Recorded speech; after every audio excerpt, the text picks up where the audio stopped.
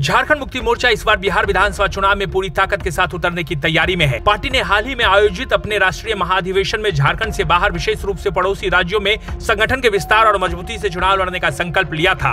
हेमंत सोरेन के नेतृत्व में जेएमएम अक्टूबर-नवंबर में संभावित बिहार चुनाव के लिए रणनीति को अंतिम रूप दे रही है। पार्टी चाहती है कि वो इंडिया गठबंधन के बैनर तले चुनाव लड़े, लेकिन अब तक उसे आरजेडी या अन्य घटक दल से कोई ठोस आश्वासन नहीं मिला है। जेएमएम को ये उम्मीद थी कि जैसे झारखंड विधानसभा चुनाव में उसने आरजेडी को सीट देकर सहयोग किया था, वैसा ही व्यवहार आरजेडी बिहार में जेएमएम के साथ करेगी।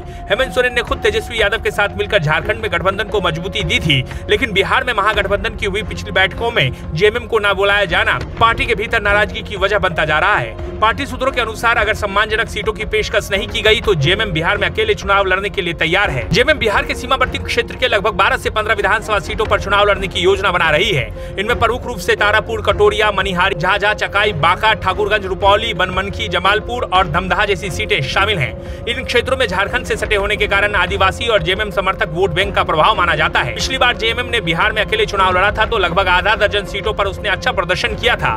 2010 में चकाई सीट से सुमित सिंह जेएमएम के टिकट पर विजयी हुए थे।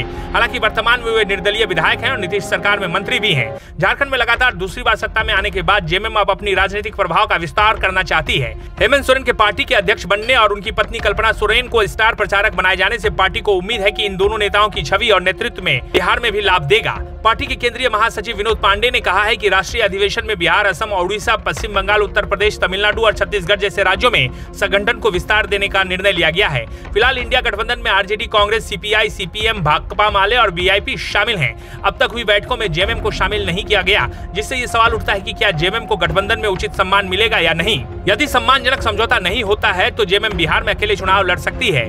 इसके दूरगामी राजनीतिक प्रभाव झारखंड की गठबंधन सरकार पर भी पड़ सकते हैं। झारखंड मुक्ति मोर्चा ने साफ कर दिया है कि वो बिहार विधानसभा चुनाव में किसी भी स्थिति में हिस्सा लेगी। गठबंधन के तहत या अकेले ये निर्णय आने वाले दिनों में महागठबंधन की रणनीति और रवैये पर निर्भर करेगा। यदि सहयोग नहीं मिला तो ये गठबंधन राजनीति में एक नया मोड़ ला सकता है।